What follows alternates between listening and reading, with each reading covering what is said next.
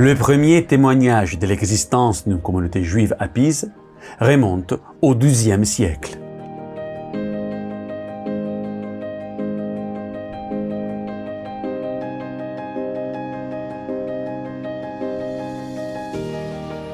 Pise, c'était le principal centre portuaire toscan et constituait un point de transit idéal pour les affaires qui reliaient l'Orient au cœur de l'Europe.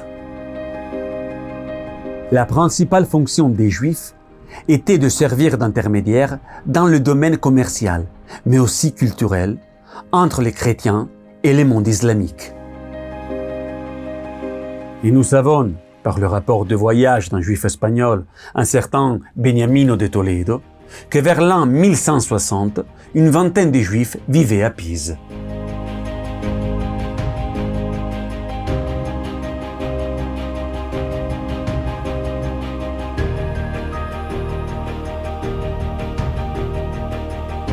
Le cimetière juif de Pise est l'un des plus anciens lieux de sépulture juifs au monde.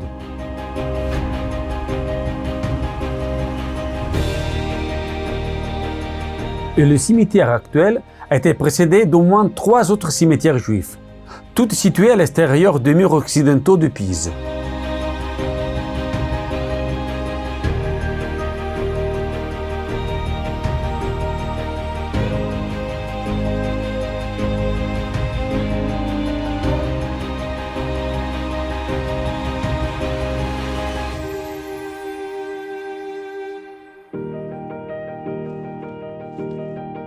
On pense que certaines personnes, peut-être plus pauvres, ont été enterrées au pied des murs et que leurs noms ont été gravés sur la pierre en correspondance avec le lieu de sépulture. Il y a des traces épigraphiques sur le mur à droite de la Porta Nuova du plus ancien cimetière du XIIIe siècle. La composante levantine devient fortement majoritaire à la fin du XVIe siècle suite à l'octroi par le grand-duc Ferdinand Ier des privilèges particuliers, dits les Livornines. C'est pourquoi de nombreux marchands juifs s'installent à Pise et à Livourne.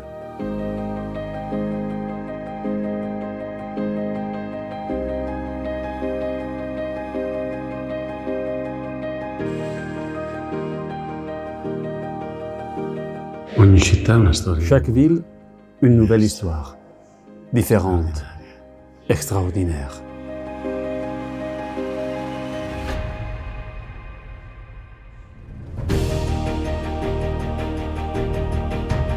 Et grâce aux privilèges particuliers, les Livornines, il y a eu une grande immigration de marchands, surtout dans le secteur textile. Grâce à tous ces nouveaux habitants, la communauté juive, vers le 1615, comptait 500 personnes.